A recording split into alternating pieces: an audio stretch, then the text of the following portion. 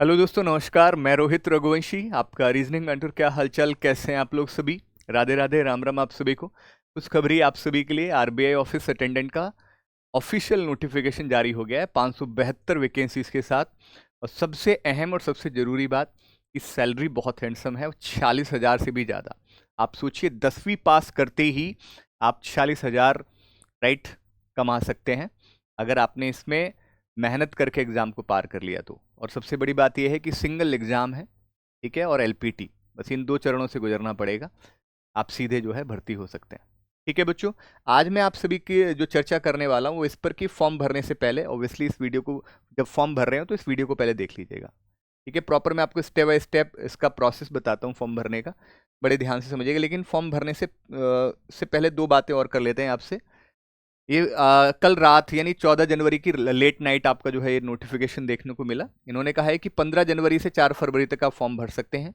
Exam date 28 February to 1 मार्च 2026, 1 मार्च 2026 रहेगी। Selection process online test और LPT ये रहेगा इनका। ठीक है, वैकेंसी 572 है, सैलरी 46,000 प्लस है। मेन बात आती है एज लिमिट की, 18 से 25 होगी और क्वालिफिकेशन 10वीं पास होना चाहिए। ठीक है, 10वीं पास होना चाहिए, क्योंकि इन्हें सिर्फ 10वीं पास ही चाहिए।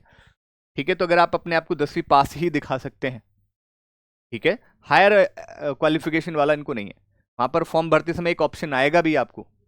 ठीक है, क्योंकि मैंने एक बच्चे से ही फॉर्म भरवाया, तो उसको बीच में वो स्टक हो गया। जैसे हमारी टीम में रहते हैं ना, टाइपिंग में जो रहते हैं, तो मैंने भाई इस फॉर्म को भरना, तुझे कहीं कोई समस्या है तो मुझे पूछ लेना। तो उसको वाकई में अभी इससे पहले कभी आज तक नहीं हुआ था कि उसको कोई समस्या आई थी, लेकिन अभी वो नहीं भर पाया। कह रहा रोहित सर, मैं आपका इंतजार कर रहा था। तो मैं पहुंचा तो मैं समझ गया कि ये कहाँ स्टक हुआ होगा, यही होता है बस। जबकि मैंने भी कभी ऐसा ये वाला फॉर्म तो कभी मैंने भरा ही नहीं, लेकिन मैं समझ गया था ये स्टक कहाँ हो सकता है। तो वही हुआ, उन्होंने पूछ रहे थे वो कि आप हायर एजुकेशन से तो नहीं है। ठीक है, तो आप इसमें उसने क्या कर दिया था क्योंकि ऑब्वियसली वो हायर एजुकेशन से था, उसने यस कर दिया था। मैंने कहा भाई यहाँ यस नहीं करना था, वहाँ नो करना चाहिए था। बिकॉज रीजन इज क्योंकि इनको 10वीं पास चाहिए, हायर एजुकेशन वाला ये लोग नहीं कंसिडर कर रहे हैं, तो आपको वहाँ पे नो करना पड़ेगा। नो करने का मतलब साफ ये हो जाएगा कि आप, अब वो आपको 10वीं पास ही मानेंगे। यानी कि अगर आप ज्वाइन करेंगे तो आप ऐसा नहीं कर सकते कि मान लीजिए मैं 12वीं पास हूं और वहां आप जाके आपने अभी तो यहाँ नो कर दिया, लेकिन वहां कहते नहीं तो मैंने 12वीं कर रखी, नहीं, उनके लिए फिर आप 10वीं पास हैं, सिर्फ ऑफिशियली 10वीं पास हैं। अगर आप अपने आप को प्रमोट करेंगे, अपने प्रमोशन के लिए कुछ आगे बढ़ेंगे, तब उसको आपको नए सिरे से फिर आपको चीजें करनी पड़ रही होंगी। इस तरह से आप ये कह सकते हैं। बाकी तो वैसे तो ये समझिए बिल्कुल एकदम साफ कि 10वीं पास ही इसमें फॉर्म भर सकते हैं। ठीक है, बिल्कुल एकदम एकदम क्लियर कट बात समझिएगा। ये मैंने आपको सिनेरियो बताया है। सिनेरियो जैसे जब हम फॉर्म भरने का प्रोसेस में हम आपको बताते हैं, तो हम अपने टीम मेंबर से इस चीज़ को करा रहे होते हैं कि भाई इस चीज़ को साथ में मिलके या जैसे भी है। तो ऑब्वियसली वो अपने अकॉर्डिंग भर रहा था फॉर्म को। ठीक है, तो बस वहीं पे हमने उसको पकड़ लिया। चलिए, तो देखिए इसको आप कैसे इसकी वेबसाइट तक पहुंच सकते हैं, मैं दिखा देता हूं आपको। आपको क्या लिखना होगा अगर आप सीधे इस पेज पे पहुंचना चाहते हैं, तो आपको लिखना होगा, ध्यान से पढ़ लेना इसको, बहुत ध्यान से। IBPS, IBPS REG, right, dot, ठीक है जी, डॉट IBPS डॉट इन, ये आप कर दीजिएगा। IBPS REG, ठीक है, डॉट IBPS डॉट इन। तो आप सीधे सीधे इस पेज पर पहुंच जाएंगे। Recruitment for the post of office attendant, ठीक है जी, ये इस पेज पर आप जो है पहुंच जा रहे होंगे। ओके, क्लियर है बात सभी क्या नहीं? इस पर आप सीधा सीधा पहुंच जाएंगे, जिस पर आप देख रहे होंगे 15/1/2026 से 4 फरवरी 2026 तक फॉर्म को भर सकते हैं। ठीक है, ये सारी बातें यहाँ पर दी गई हैं। जैसे आप click here for new registration, देखिए अगर ऑब्वियस सी बात है, आप न्यू रजिस्ट्रेशन ही दिखाएंगे यहाँ पर। आप क्या दिखाएंगे? New registration, right. तो click here for new registration करने के बाद ये आपको इस तरह से दिखेगा। पहले आप अपनी बेसिक इंफॉर्मेशन भर लीजिए। बेसिक इंफॉर्मेशन भरने के बाद जैसे ही आप सेव एंड नेक्स्ट करोगे, तो सेव एंड नेक्स्ट करने पर आपकी जो है, आपको प्रॉपर एक जो है आईडी पासवर्ड आपको मिल जाएगा। ठीक है, जिससे कि मान लीजिए एक बार में अगर आप फॉर्म नहीं भर पा रहे हैं, तो आपको उस आईडी पासवर्ड से दोबारा उसको खोल सकें दोबारा, राइट। ठीक है ना? तो जब आप मान लीजिए 2 बार में अगर आप फॉर्म भर रहे हैं, एक बार में नहीं भर पाए, दूसरी बार में जब आप जा रहे हैं, तब उस केस में आपको क्या करना पड़ेगा? ऑलरेडी हमने रजिस्टर कर दिया है, वहाँ पर आपको ऑप्शन मिलेगा ना, तो वहाँ पे आपको यही दिखाना पड़ेगा कि ऑलरेडी रजिस्टर कर दिया है। तो ये पहले इन चरणों से आपको गुजरना पड़ेगा। Basic information, photo and signature, details, preview, upload and payment, ये आपको करना पड़ेगा इसमें। ठीक है, ये सारी चीजें आपको इसमें करनी पड़ेंगी, ध्यान से देख लीजिएगा। अब मैं बताता हूं, आराम से आ जाइए इधर। तो ये click here for new registration. अगर अब दोबारा से मान लीजिए दोबारा आप जा रहे हैं, जैसे मान लीजिए एक बार आपने आधा फॉर्म भर लिया, फिर दोबारा, तो दोबारा में आप log in for already registered candidate, तब आप उस पर क्लिक करेंगे। ठीक है, तो बेसिक इंफॉर्मेशन भर दीजिएगा। बेसिक इंफॉर्मेशन भरने के बाद आपको आईडी पासवर्ड मिल जाएगा। ठीक है जी, बहुत सिंपल है, बेसिक इंफॉर्मेशन आप आसानी से भर सकते हैं। फिर ऑप्शन आएगा आपके फोटो एंड सिग्नेचर के लिए, फोटो और सिग्नेचर के लिए। फोटो आप दो तरह के यहां पर होंगे, एक तो जो ऑलरेडी आपके पास पासपोर्ट साइज फोटो होगा वो तो अपलोड होगा ही होगा। ठीक है, एक आपका लाइव भी होगा। ठीक है, लाइव भी आपको जो है वहां पर कहीं ना कहीं अपलोड करना पड़ रहा होगा, ये ध्यान रख लेना। ठीक है, लाइक इस तरह से, ये तो देखो पासपोर्ट साइज फोटो है, ये तो पासपोर्ट साइज है, और ये लाइव फोटो है। अपने मोबाइल से यहां पर एक आपको एक प्रॉपर कह रहा है क्लिक हेयर टू स्कैन, अपने मोबाइल से इसको जब आप स्कैन करेंगे ना, अपना कैमरा ओपन करिएगा, इसको स्कैन कर लीजिएगा। स्कैन करने के बाद एक लिंक मिलेगा, उस लिंक को जब आप खोलेंगे तो वहां आपसे फोटो खिंचवाने के लिए कहेगा। तो जिस भी स्थिति में जैसे भी आप हैं, वैसे ही आप अपना लाइव फोटो खींच के जब सबमिट करोगे तो ऑटोमेटिकली यहां अपलोड हो जाएगा, लाइक इस तरह से। ठीक है, इस तरह से आप अपलोड करेंगे। तो समझ आया, सबसे पहले क्या था, सबसे पहले बेसिक इंफॉर्मेशन, अपनी बेसिक जानकारी, अपना नाम, अपना कॉन्टेक्ट नंबर, अपनी ईमेल आईडी, ये आपसे मांग रहा होगा।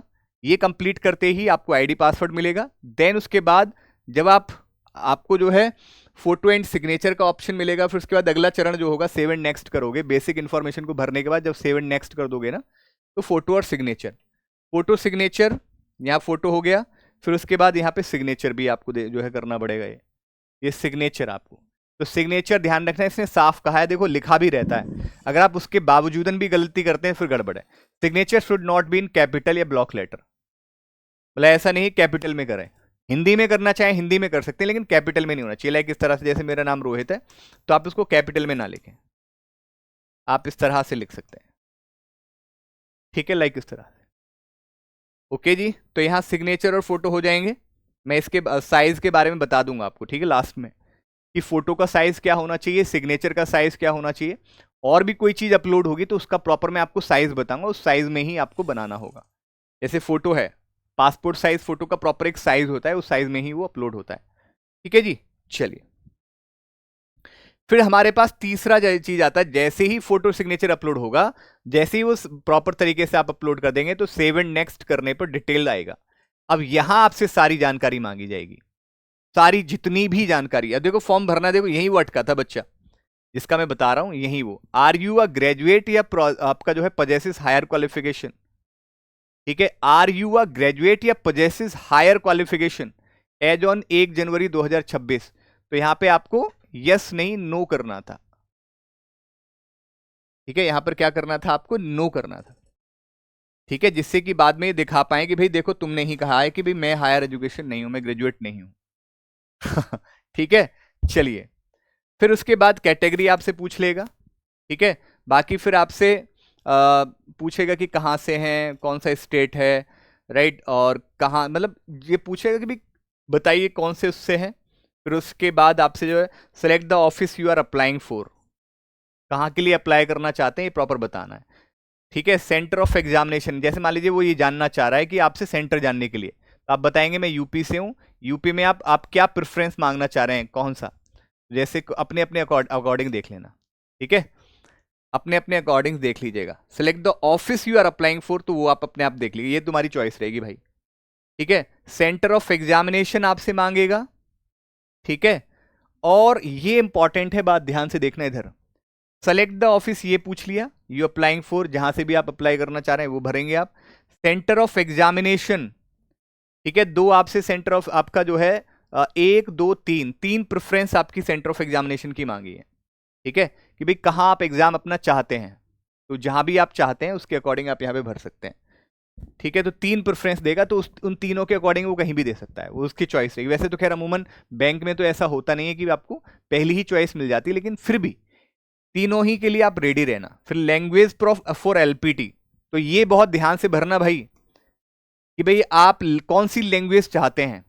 जो आपका ऑनलाइन टेस्ट होने के बाद जो आपका एलपीटी होगा, लैंग्वेज प्रोफिशिएंसी टेस्ट जो होगा, तो वो आप किस लैंग्वेज में चाहते हैं, राइट, उसी लैंग्वेज में यहां पे लिखिएगा।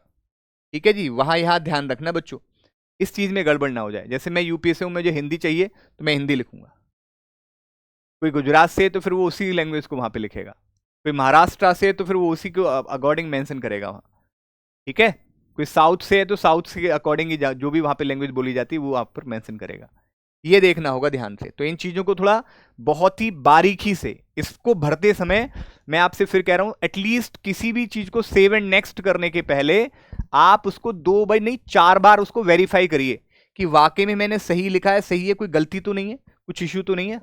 वेरीफाई जरूर करें अच्छे से। ठीक है, फिर उसके बाद आपका जो है ये कुछ नॉर्मल बातें पूछेगा, इसको तो आप भर ही सकते हैं, इसमें तो कुछ ऐसा इश्यू है नहीं, आप उसको भर लीजिएगा। ये नॉर्मल आपसे बात पूछी गई है, इनको तो देखो, देखिए कहते हैं कि घर की जानकारी, बेसिक जानकारी अगर आपसे पूछ रहा है तो उसको मुझे बताने की जरूरत नहीं है, बेसिक जानकारी पूछेगा, बेसिक डिटेल।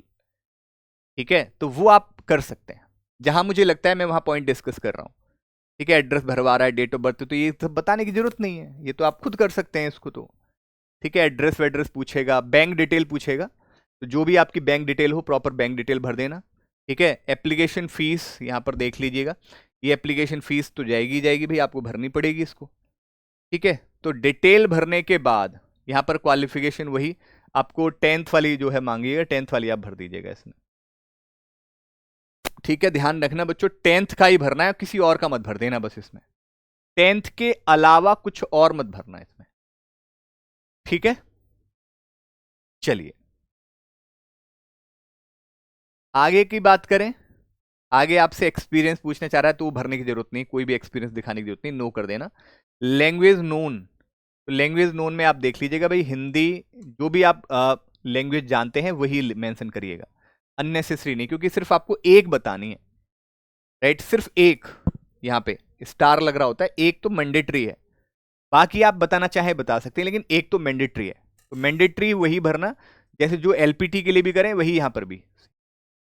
ठीक है, चलिए जी, फिर उसके बाद ये इस तरह का प्रीव्यू आपको दिखा देगा, इस तरह का प्रीव्यू आप एक बार चेक कर लें। प्रीव्यू करने के बाद आप एक एक जानकारी को बारीकी से देखें, मेरा नाम प्रॉपर ठीक है, मेरी कैटेगरी ठीक है, मेरी डेट ऑफ बर्थ ठीक है, ये सब उसको बार बार वेरीफाई करें, कुछ भी माइन्यूट भी मिस्टेक ना हो कि दोबारा आपको सोचना पड़ रहा हो यार मुझसे तो रोहित सर ऐसा हो गया, मुझसे तो ये गलती हो गई, मुझसे वो गलती हो गई, वो मौका नहीं मिलना चाहिए।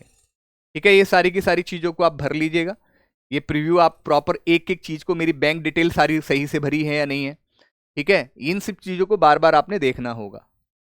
ठीक है जी, चलिए लैंग्वेज नोन सही है, मैंने 10th की सही से भर दिया या नहीं भरा, ये सब आप देख लीजिएगा, राइट। और बाद में लास्ट में जब ये सब देख लेंगे प्रीव्यू को, तो फिर आपको आई एग्री करना पड़ेगा कि हाँ मुझे स्वीकार है, मैंने सही भरी है सारी चीजें। देन उसके बाद फिर कंप्लीट रजिस्ट्रेशन, यानी कि आपका रजिस्ट्रेशन कंप्लीट हो गया। रजिस्ट्रेशन कंप्लीट होने के बाद, ठीक है, रजिस्ट्रेशन कंप्लीट होने के बाद कुछ चीजें अपलोड करवाता है वो, फोटो सिग्नेचर तो अपलोड करा लिए, लेकिन कुछ और भी अपलोड कराना चाहता है। वो क्या क्या कराएगा, एक तो आपका लेफ्ट थंब इंप्रेशन, कैसे, एक वाइट पेपर ले लीजिए, एक सिंगल वाइट पेपर बहुत है, वहां पर आपके पास इंक होगी, इंक में ऐसे दबाइएगा, ऐसे प्रेस करिएगा। ध्यान रखना बच्चों, देखो साफ लिख रहा है, वो थंब इंप्रेशन नहीं कह रहा, वो लेफ्ट थंब, मतलब साफ आपसे ये भी कह रहा है कि बायां लेफ्ट थंब इंप्रेस, इंक लेके यहां पे इंप्रेस ऐसे कर देना और उसका फोटो खींचना। फोटो खींचने के बाद जो साइज उनको चाहिए उस साइज में लेके इसमें यहां पे चूज फाइल कर देना, अपलोड कर देना। ठीक है, ध्यान रखना ओनली फाइल का जो टाइप रहेगा वो जेपीजी या जेपीईजी में ही अलाउड है। फिर हैंड रिटन डिक्लेरेशन है, एक डिक्लेरेशन है, मैं दिखाऊंगा आपको डिक्लेरेशन में क्या लिखना है। वो डिक्लेरेशन लिखने के बाद प्रॉपर फोटो खींचो और उस फोटो को खींचने के बाद जो साइज चाहिए उसी साइज में आपको अपलोड करना पड़ेगा। ठीक है, कह रहा है I agree to connect DigiLocker, आप अगर आपके पास डिजी लॉकर का है तो आप यस कर सकते हैं और नहीं है तो नो कर सकते हैं। बाकी बात फिर ये कैप्चा है, कैप्चा भर दीजिएगा, कैप्चा भरने के बाद सेव एंड नेक्स्ट कर देना। सेव एंड नेक्स्ट करने के बाद अपलोड के बाद आखिरी चरण है पेमेंट का, तो ये तो भाई इसको तो आप कर ही सकते हैं, इसमें मुझे बताने की जरूरत नहीं है। पेमेंट वाला ऑप्शन रहेगा, पेमेंट वाले ऑप्शन को आप आसानी से कर सकते हो। ठीक है जी, चलिए अब बात कर लेते हैं साइज की। तो अगर यहाँ पे सबसे पहले बात करें फोटो के साइज की, तो ध्यान रखना बच्चों, फोटो का जो साइज है, ठीक है, फोटो का जो साइज है वो 20 से 50 केबी के बीच में होना चाहिए। फोटो जो साइज है वो क्या होना चाहिए, 20 से 50 केबी होना चाहिए, ठीक है, ध्यान रखना 20 से 50 केबी होना चाहिए। फोटो का साइज 20 टू 50 केबी के बीच में होना चाहिए, राइट। ये फोटो के साइज के बारे में बात हो गई है। अगर हम बात करें कि भाई सिग्नेचर, फोटो के बाद अगर बात करें सिग्नेचर का साइज कितना होना चाहिए, तो सिग्नेचर का साइज आपका जो है वो 10 से 20 केबी का होना चाहिए, राइट, 10 से 20 केबी। ओके, बात समझ आ रही है। सिग्नेचर का जो साइज है, सिग्नेचर का जो साइज होगा वो 10 टू 20 केबी होगा, 10 से 20 केबी होना चाहिए, ठीक है जी भाई। फिर उसके बाद लेफ्ट थंब इंप्रेशन का जो साइज है वो क्या होगा, left thumb impression, left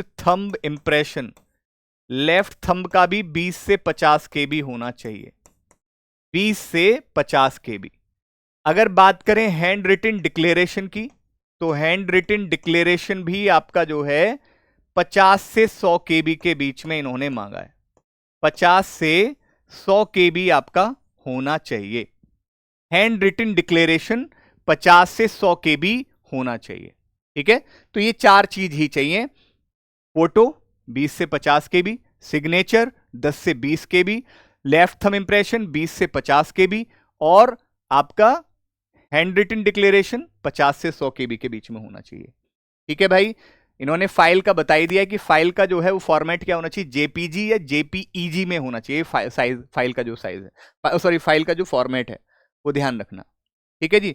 hand written declaration में क्या लिखना है वो ये रहा, जैसे आपको नहीं पता है ना भी क्या लिखें, तो व्हाइट पेपर पे हैंड रिटन डिक्लेरेशन में क्या लिखना है वो ये लिखना है, आई अपना नाम लिखिए, hereby declare that all the information submitted, इसका स्क्रीनशॉट ले लेना, ठीक है, इसका प्रॉपर स्क्रीनशॉट ले लेना, यही लिखना है बस। यहां पे क्या है, आई के बाद अपना नाम, जो भी आपका नाम है, जैसे मैं लिखूंगा आई, कंप्लीट नेम लिखना है proper, I Rohit Kumar Raghuvanshi, hereby declare that all the information submitted by me in the application form is correct, true and valid, I will present the supporting document as and when required, ये आपने लिखना होगा इसमें, ठीक है जी। तो ये आपका फॉर्म फिलिंग प्रोसेस है। आई होप आप सभी ने प्रॉपर देख लिया होगा। मुझे नहीं लगता कि इस फॉर्म को भरने में अब कोई समस्या आएगी आपको, क्योंकि जो भी की पॉइंट्स थे वो मैंने बता दिए। बाकी जो बेसिक डिटेल्स हैं तो वो तो आप स्वतः ही भर सकते हैं, क्योंकि वो तो आपके घर की जानकारी है, आप भर सकते हैं, एड्रेस आप भर सकते हैं, ये सब आप कर सकते हैं। जहां मुझे लगता है कि की पॉइंट्स मुझे बताना चाहिए वो मैंने बता चुका हूं, लेकिन उसके बावजूद भी अगर आपको लगता है कि कुछ पूछना हो तो आप मुझे कमेंट में आप जरूर बता दीजिएगा कि ये समस्या है, तो आप पूछ सकते हैं, ठीक है जी। उम्मीद है आप सभी को ये वीडियो पसंद आई होगी, आई है तो कमेंट में बताइएगा जरूर। जो भी किसी भी तरह का कोई डाउट हो तो भी आप कमेंट में जरूर बोलना, हम उस पर या तो वीडियो या कमेंट के माध्यम से ही आपका जवाब दे देंगे। Thank you so much, bye bye.